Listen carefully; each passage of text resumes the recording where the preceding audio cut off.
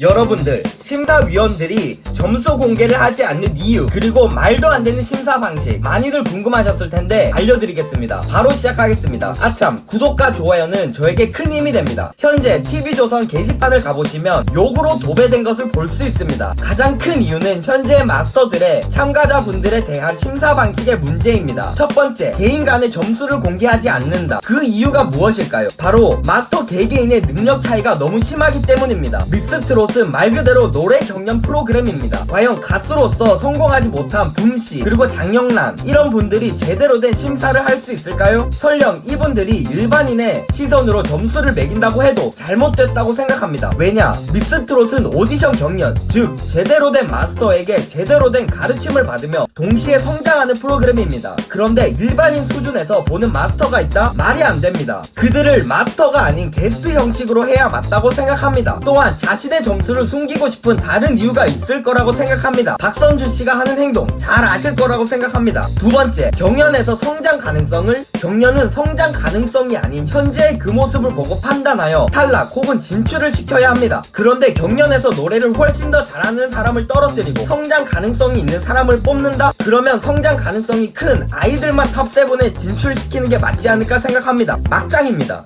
세 번째, 엉망진창 심사위원들의 심사 방식. 믹스트롯2는 오디션 프로그램입니다. 그런 오디션 프로그램에서 눈물을 흘리며 칭찬하다 떨어진 점수를 준다. 시청자의 입장에선 저렇게 한 명의 마스터가 눈물을 흘릴 정도면 남은 마스터 분들도 어느 정도의 점수가 나와야 정상이라고 생각할 것입니다. 그런데 100점과 80점대가 공존하는 점수대가 나와버립니다. 이는 시청자들에게 큰 혼란과 비판을 받아야 마땅하다고 생각합니다. 네 번째, 가르침은커녕 감동하고 놀기 바쁘다. 심사위원들은 그들은 마스터입니다. 참가자들이 경연하는 사이 춤추고 울고불고 할 게 아닌 작은 부분도 자세히 섬세하게 듣고 더한 가르침을 줘야 합니다. 현재 심사위원들의 방식이 제정신인 방식일까요? 다섯 번째, 트롯에 어마어마하게 많은 장르가 있다. 국악 트롯, 정통 트롯, 무슨 트롯?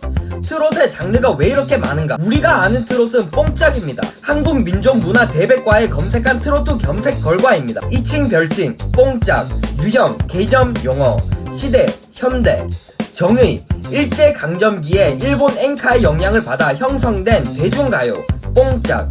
4분의 4박자를 기본으로 하당약의 박자를 넣고 독특한 꺾기 창법을 구사하는 독자적인 가요 형식으로 완성이라고 나옵니다. 국악은 국악이고 트롯은 트롯, 별개의 장르입니다. 국악 트롯이라고 부르는 게 아닌 퓨전 트롯이라고 해야 알맞은 명칭이 아닐까 생각합니다. 한낱 트로트 행사, 그리고 트로트계에서 유명하다고 해서 없는 장르를 만들어내선 안 됩니다. 또한 그런 장르를 만들어내고 싶다면 사전에 시청자 그리고 사람들에게 확실하고 정확하게 정의를 알려주고 예시를 알려주어야 합니다. 없는 장르까지 만들어내는 막장 트롯이 되어가고 있어 안타깝습니다. 여러분의 생각을 아래 댓글로 남겨주세요. 감사합니다.